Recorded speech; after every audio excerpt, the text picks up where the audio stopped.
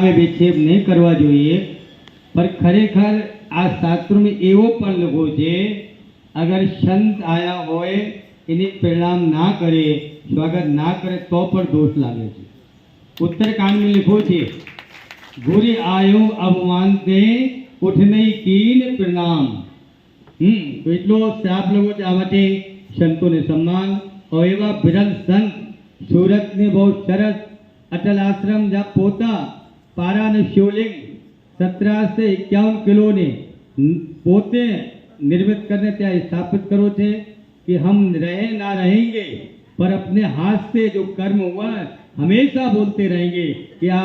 बटुकरी बापू अटल आश्रम में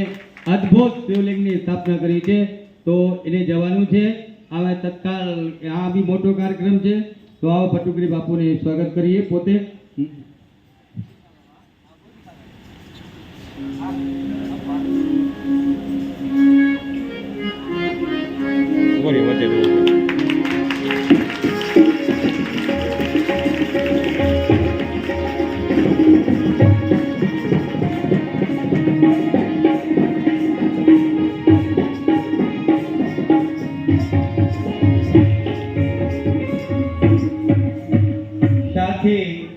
गणेश उत्सव समिति ने प्रमुख